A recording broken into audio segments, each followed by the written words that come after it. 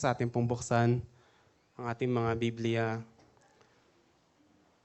sa aklat ng Romans chapter 8 verses 29 to 30 at pagkatapos po neto tayo po ay tatalon sa 2 Peter chapter 1 verse 10.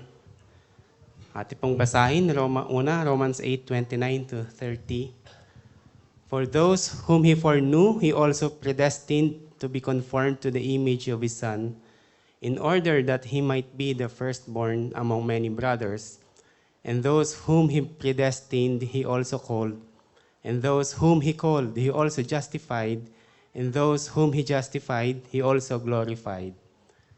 Sa 2 Peter chapter 1, verse 10, Therefore, brothers, be all the more diligent to confirm your calling and election, for if you practice these qualities, you will never fail.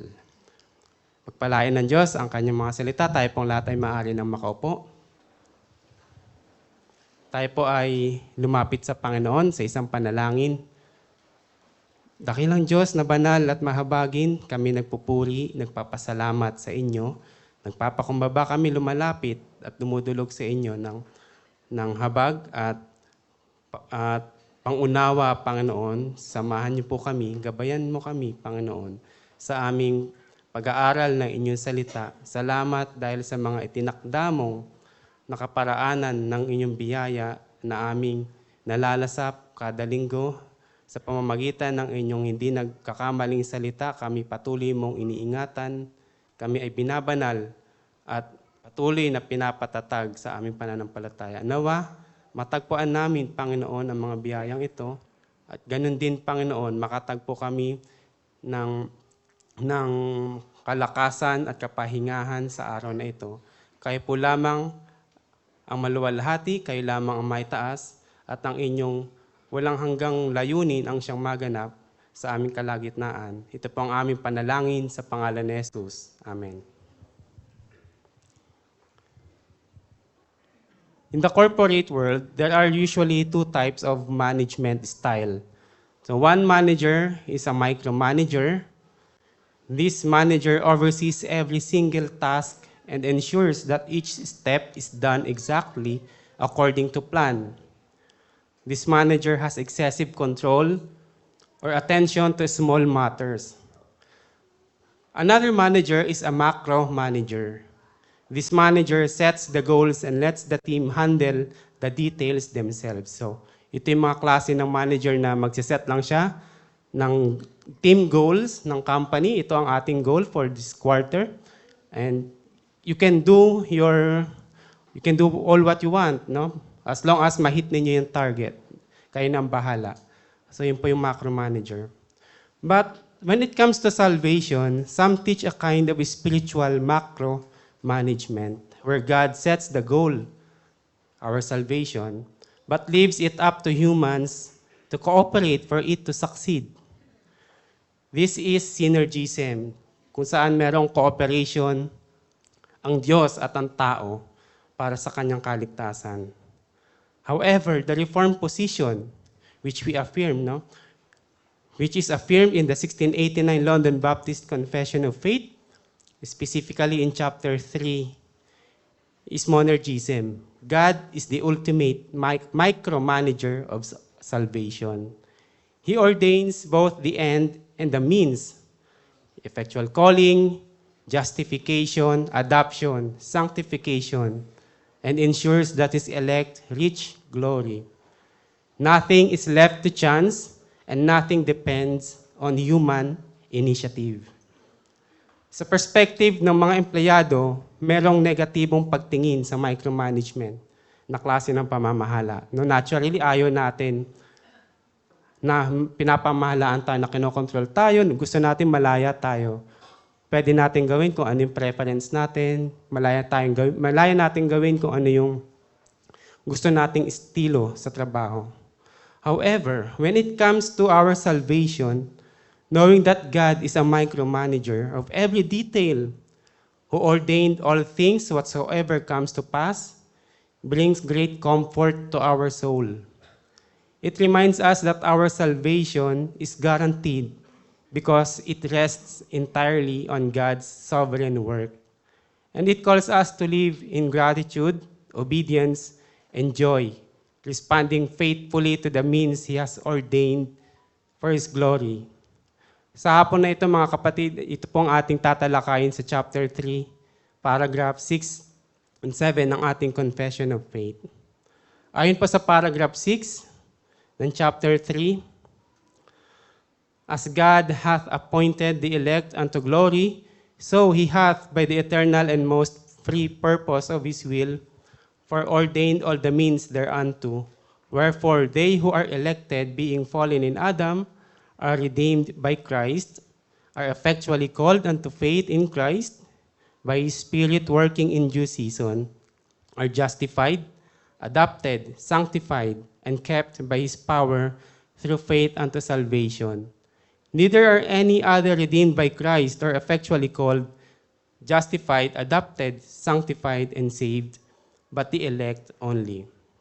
So yun po yung paragraph 6. It's about the means. Sinasabi ng paragraph na ito na kung paano ang itinakda ng Diyos ang ating kaligtasan unto glory by His eternal decree din. No, inordain din ng Panginoon yung mga kaparaanan kung paano niya tayo dadalhin sa kaluwalhatian na ito. No, at inisa-isa niya roon yung mga paraanan, yung pagkatawag sa atin kay Kristo, yung yung justification natin, yung adoption sa atin ng Panginoon bilang mga anak, maging ating sanctification, maging ang pagpapanatili sa atin ng Diyos sa pananampalataya hanggang sa kalubusan ng ating kaligtasan. At sabi rito sa huling bahagi, neither are any other redeemed by Christ, no? Or effectually called, justified, adopted, sanctified, and saved, but the elect only. Sinasabi dito, walang sino man ang nakakaranas ng mga kaparaanan na ito maliban sa mga pinili ng Diyos. Walang sino man, in short, walang sino man ang maliligtas maliban sa mga hinirang at pinili ng Diyos. And then in paragraph 7, ang sabi po ng paragraph, the doctrine of the high mystery of predestination is to be handled with special prudence and care, that men attending the will of God revealed in His word and yielding obedience thereunto may, from the certainty of their effectual vocation, be assured of their eternal election. So shall this doctrine afford matter of praise, reverence, and admiration of God, and of humility, diligence, and abundant consolation to all that sincerely obey the gospel. So yung paragraph 7 is about yung ano yung tamang response.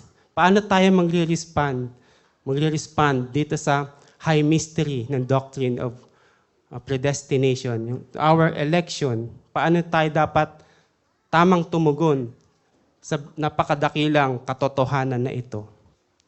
So yan po yung ating tatalakayin sa hapon na ito. May dalawang bagay po tayong pangunahing puntos na titingnan. Una, ang katiyakan ng kaligtasan mula sa simula hanggang sa kaluwalhatian. Pangalawa po, ang bunga at nararapat na tugon sa ating pagkahirang.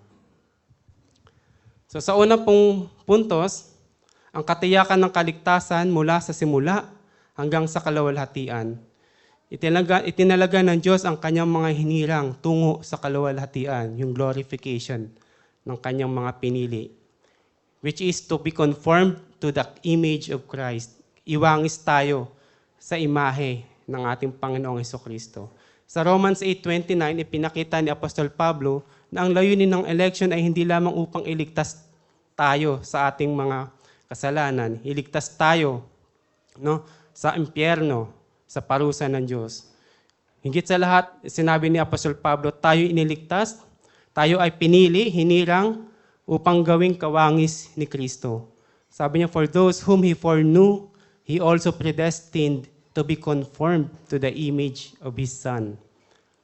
Ito yung pinakarurok ng ating kaligtasan kay Kristo, yung makita yung kanyang kaluwalhatian. Sabi nga ni Apostle John sa 1 John 3:2, Beloved, we are God's children now, and what we will be has not yet appeared.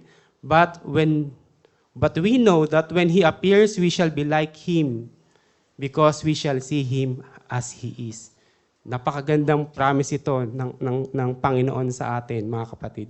So imagine niyo lamang, ito yung pinakadakilang blessing, yung greatest good ng isang pinili ng Diyos, ng isang mananampalataya kay Kristo, yung makita siya ng harapan. So, itinakda ng Diyos ang mga pamamaraan o yung means upang dalhin ang kanyang mga hinirang tungo sa kaluwalhatian. So, hindi lamang niya itinakda yung simula at yung wakas. Hindi niya from the beginning, before the foundation of the world, hindi lamang siya naghihumirang ng kanyang mga ililigtas patungo sa kaluwalhatian, maging yung kaparaanan niya kung paano niya dadalhin yung mga pinili niya tungo sa kaluwalhatian, lahat ng yun ay itinakda ng ating soberanong Diyos. Not only has God ordained who will receive eternal life, hindi lamang yung end, maging yung particularity ng mga individual people na kanyang ililigtas. Imagine ninyo yun, alam ng Diyos, kilala ng Panginoon.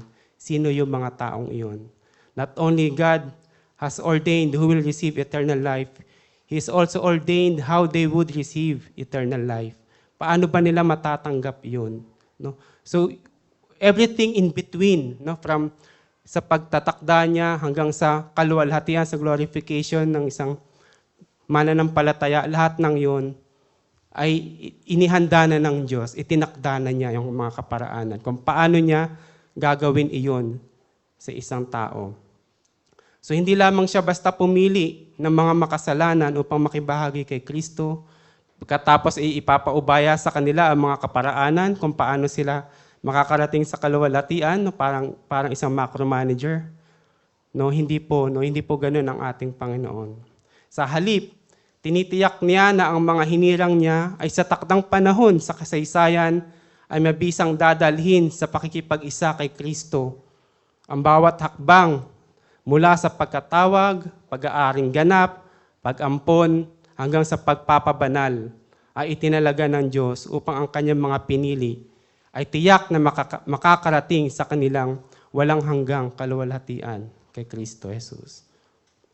No, imagine ninyo kung hindi po itinakda ng Diyos ang mga kaparaanan ng kaligtasan, walang katiyakan ang ating kaligtasan. No? Yun po yung katotohanan dito, mga kapatid.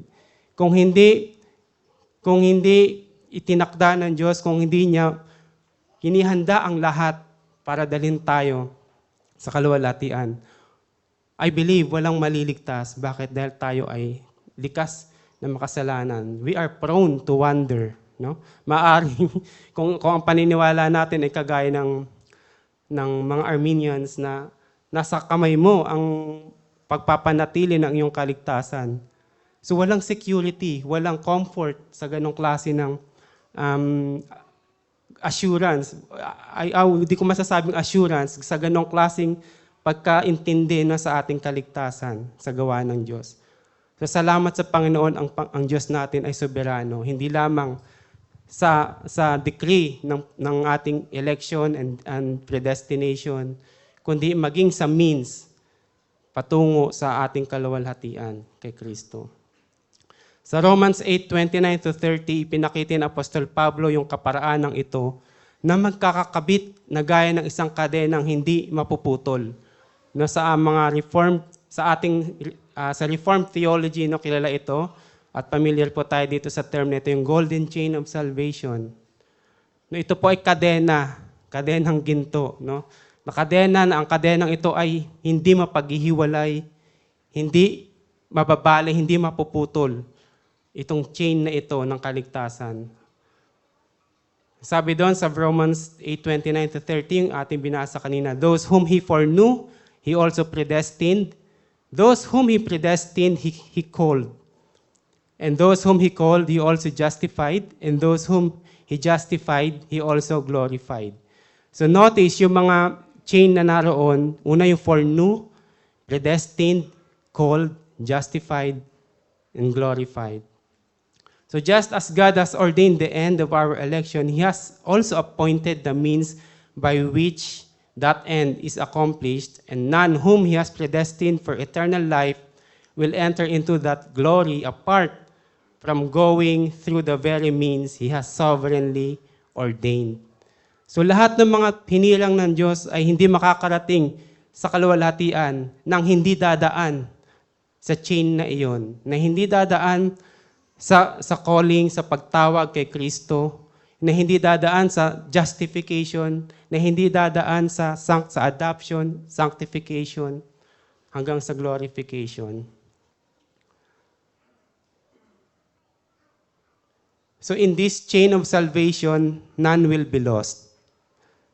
No? Wala pong mawawala, walang mababawas sa bilang ng Diyos, sa bilang ng mga hinirang ng Diyos. All those whom He foreknew are the same ones He predestined. All those whom He predestined are the same ones He called. And those whom He called are the same ones He justified. And all those whom He justified are the same ones He glorified.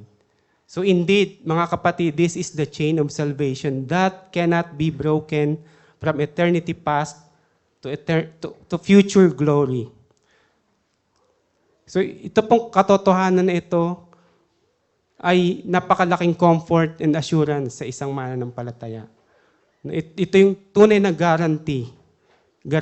garantiya ng ating kaligtasan. Although Paul does not explicitly mention adoption and sanctification in verse 30, kasi sa ating confession nakalagay yun, these are necessarily implied in the golden chain of salvation. So Paul says in Romans 8:14, "For all who are led by the Spirit of God are sons of God. For you did not receive the spirit of slavery to fall back into fear, but you have received the spirit of adoption as sons, by whom we cry, Abba, Father."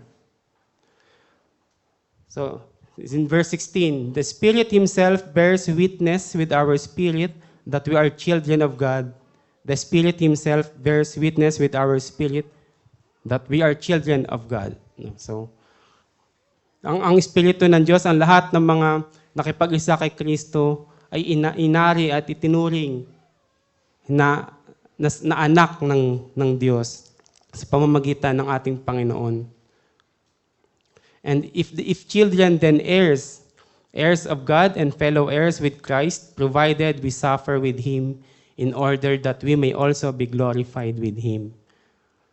So yung end naroon, binanggit ni Paul, so that we may also be glorified with Him. But before that, no, kasama doon yung adoption, and then kasama rin doon yung we suffer with Him. Nung merong suffering. So this is part of our sanctification, that we suffer with Christ, that we conform to the image of Christ. So we conform with Christ in His glory, we also conform with Christ in His suffering. So in Romans 8:5, for those who live, this is with regards to sanctification in Romans 8:5, for those who live according to the flesh, set their minds on the things of the flesh, but those who live according to the Spirit set their minds on the things of the Spirit. So also, these ordained means are not merely steps. Hindi lamang siya parang mga steps, step 1, step 2, toward an end. They are blessings in themselves. Now, they are gracious gifts that flow from and accompany our union with Christ. Kaya tinawag ito ni Pablo na spiritual blessings in Ephesians 1. So hindi lamang siya means, ito ay mga biyaya, mismo mga pagpapala, mga glorious blessings. At sa Ephesians chapter 1, sa mahabang prayer of adoration ni Apostle Paul, sinabi niya ron sa Ephesians 1, verse 3, "Blessed be the God and Father of our Lord Jesus Christ, who has blessed us in Christ with every spiritual blessing in the heavenly places." So ano po yung mga pagpapalang yon? "Even as He chose us in Him before the foundation of the world, that we should be holy and blameless before Him. In love," no, that's for knowledge of God. "In love, He predestined us for adoption to Himself as sons through Jesus Christ, according to the purpose of His will, to the praise of His glorious grace with which He has blessed us in the Beloved." So, how can we certain that God has chosen us for salvation since hindi naman natin alam yung decretive will ng Diyos. Siya lang nakakaalam noon sino ba yung mga hinirang niya. So how can we know? We know because the means God has ordained to bring His elect to glory are being sovereignly applied in our lives. So malalaman natin ito kapag nakita natin sa ating buhay yung application ng mga kaparaanan ng kaligtasan na ito. Itong mga inordained na kaparaanan or means ng Diyos for our glorification, no? Yung justification, yung calling, yung faith kay Christ, yung ating justification, adoption, sanctification. Kapag nakikita natin ito sa ating buhay, na ito ay evident, no, nagwo-work sa ating buhay, that means na tayo ay hinirang ng Panginoon.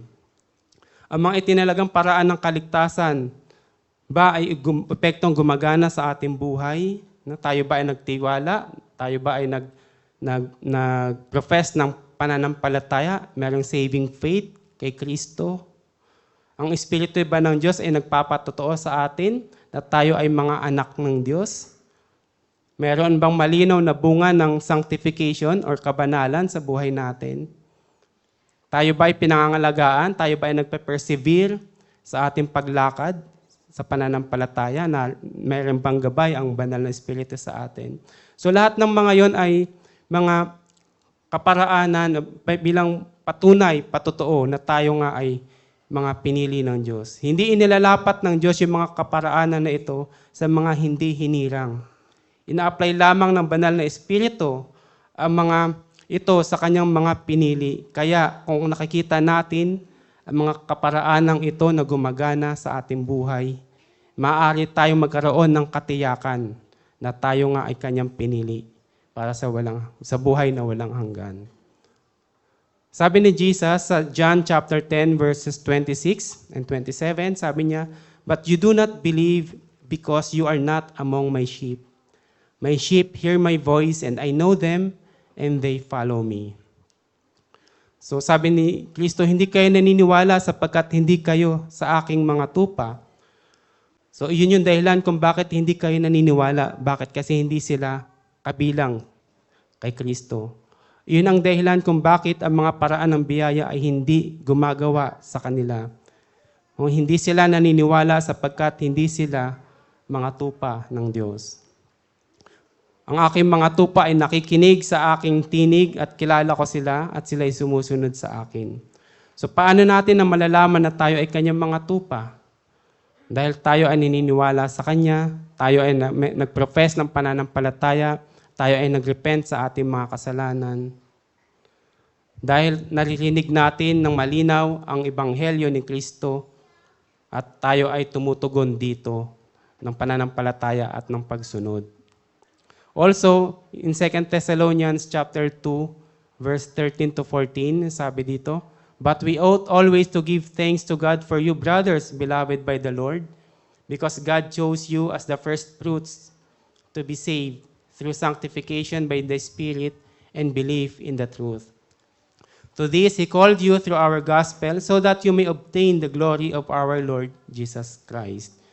So God not only ordained the end of the salvation for His people, He also ordained the means toward that end, that we be sanctified of His Spirit.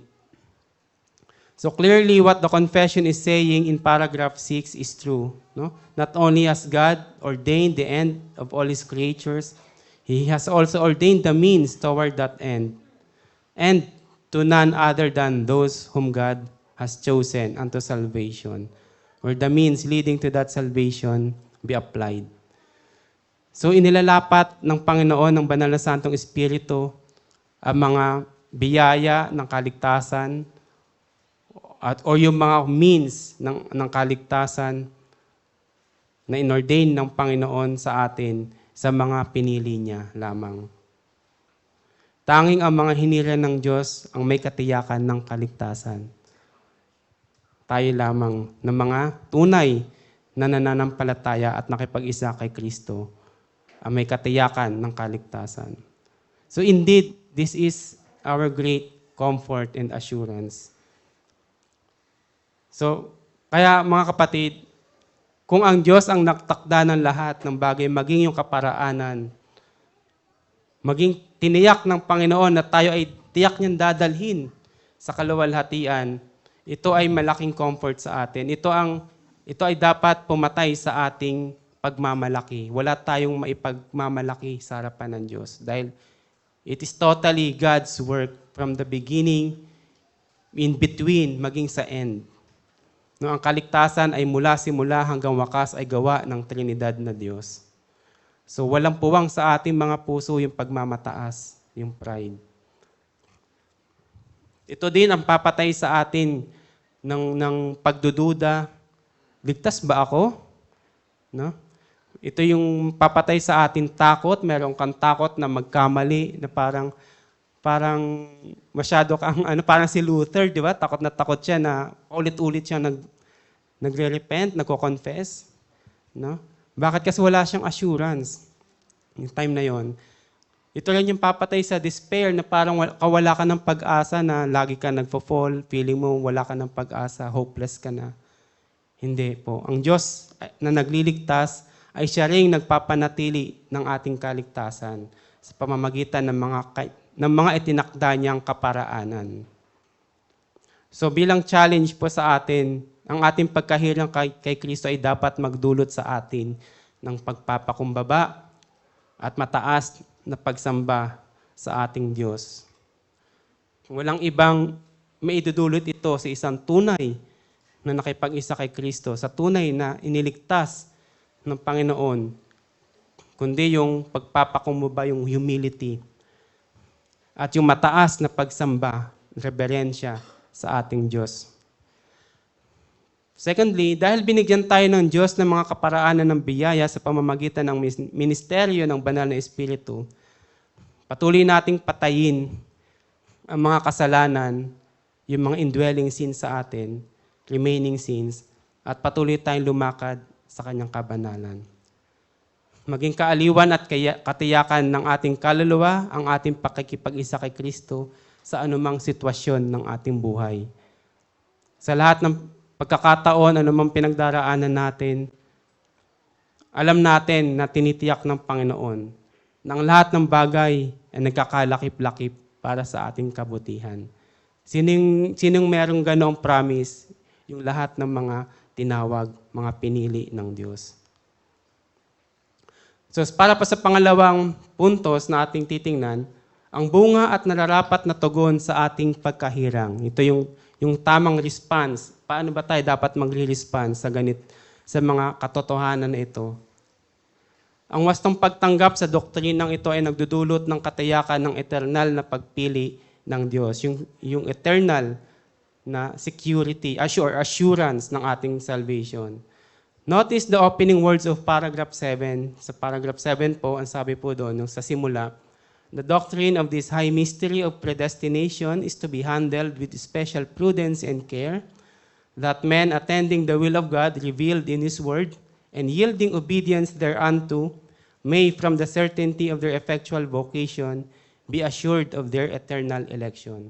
So sa madaling salita, kapag sinusuri natin ang ating buhay, kung nakikita natin na tayo ay nagsisikap na sundin yung salita ng Diyos, sumusunod tayo sa Kanya, ito ay patunay na ang mga paraan ng kaligtasan ay aktibong kumikilos sa buhay natin.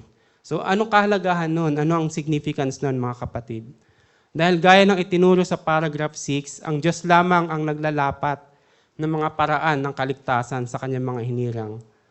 Kaya nga kung nakikita natin ang mga paraang ito sa ating buhay, yung pananampalataya, yung sanctification, yung perseverance natin sa ating spiritual life, maaari tayong magkaroon. Ito ang tiyak na magbibigay sa atin ng assurance na tayo ay kabilang sa Kanyang mga pinili. At magbibigay ito ng ating assurance ng ating salvation sa Panginoon. So ito yung sabi ni Apostol Pablo sa mga taga-Thessalonica, 1 Thessalonians 1:4, for we know, brothers, loved by God, that He has chosen you. So paano ba nalaman ni Apostol Pablo na yung mga taga-Thessalonica na sinulatan niya ay pinili ng Diyos. Paano niya nasiguro? Ang sabi niya ron sa verse 5, because our gospel came to you not only in word, but also in power and in the Holy Spirit and with full conviction. You know what kind of men we proved to be among you for your sake. So, paano nalaman ni Paul? Kasi nakita niya yung aplikasyon ng banal na Espiritu doon sa ebanghelyong narinig ng mga taga-Thessalonica sa kanilang buhay. The Holy Spirit came with full conviction. Naroon yung conviction ng kanilang kasalanan, yung repentance, and yung totoong conversion nila sa pananampalataya kay Kristo. So nakita ni Pablo yung kanilang pagkahirang sapagkat malinaw niyang nasilayan yung mga gawain ng Diyos sa buhay nila. So ang kapangyarihan ng Diyos na ipinapatupad ang mga paraan tungo sa kaligtasan. So sa ganito rin sinabi ni Apostle John sa 1 John chapter 2 verse 3. Sa ganito natin malalaman na nakikilala natin siya kung tayo ay sumusunod sa kanyang mga utos. No? Tunay nga na nakikilala natin ang Diyos kung tayo ay sumusunod sa kanyang utos, kung tayo ay lumalakad sa kanyang kabanalan. So yung ang mga bagay na iyon ay ebidensya na ang paraan ng pagpapabanal ay gumagana sa ating buhay. So yung mga bagay na itinuro sa atin ng paragraph 7 ay ang mga mahalagang katotohanan ng ating pinag-aralan. Ang pagkakahirang ng Diyos at ang kanyang makapangyarihang pagpapatupad ng mga paraan tungo sa kaligtasan ay dapat nating gamitin upang suriin at palakasin ang ating katiyakan sa kaligtasan. So anong pong gamit nun, mga kapatid? Ito yung test na gagamitin natin sa ating sarili. Test para saan? Para sa ating assurance of salvation. Sa pamamagitan ng pagkakita ng mga paraang ito na gumagana sa ating buhay, makakamtan natin yung kasiguruhan na tayo nga ay kabilang sa kanyang mga hinirang. Napakaganda nung sinabi ni Apostle Peter sa 2 Peter 1:10, therefore, brothers, be all the more diligent to confirm your calling and election. For if you practice these qualities, you will never fall. So kaya nga mga kapatid, lalo kayong maging masigasig upang matiyak ninyo na kayo ay tinawag at pinili ng Diyos. Kung gagawin ninyo ito, hindi kayo matitisod. So ito yung pumapatay doon sa maling kaisipan ng mga kontra sa predestination, yung mga karamihan ng mga Arminians, no, na in opposition sa doctrine of election and predestination. Sa tingin nila, ipinili na pala yan, di mamumuhay na yan ng kung anong gusto niya. Kahit ano na lang ang gawin niya. Total, pinili na siyang ligtas na yan. No? So hindi po yun ang tinuturo ng ating confession sa chapter 3. Tayo dapat ay tumugon ng sigasig sa pamumuhay ng sang-ayon sa kalooban ng Diyos. Ito yung sinabi ng Apostle Peter sa 2 Peter chapter 1 verse 10. So sabi niya, maging masigasig kayo upang matiyak ninyo na kayo ay tinawag at piniling ng Diyos. Ibig sabihin, ang mga tunay na tinawag at piniling ng Diyos ay sila na mga lumalakad sa katuwiran. Sila na mga lumalakad ng may kabanalan. So, ano yung tinutukoy dito ni Apostle Peter? Na if you practice these qualities, you will never fail or you will never fall. Ano-ano itong mga practice na ito na sinasabi ni Apostle Peter na dapat tayo maging masigasig na ipamuhay. Ang sabi niya sa unahang mga talata sa verse 5, for this very reason, make every effort to supplement your faith with virtue, and virtue with knowledge, and knowledge with self-control, and self-control with steadfastness, and steadfastness with godliness, and godliness with brotherly affection, and brotherly affection with love. For if these qualities are yours and are increasing, they keep you from being ineffective or unfruitful in the knowledge of our Lord Jesus Christ. So, kung maalala ninyo mga kapatid, ito yung naging message ni Deacon Aaron ng ilang mga buwan ng nakaraan. So, yung sigasig sa matuwid na pamumuhay ay nagbibigay ng katiyakan sa ating pagkatawag. No? Yung pagiging masigasig natin, pagiging diligent, masipag, sa kabanalan, masipag sa good works, no, kanina pinount out ni Brother Ezekiel, personal holiness, and yung good works, abounding in good works natin para sa mga kapatid.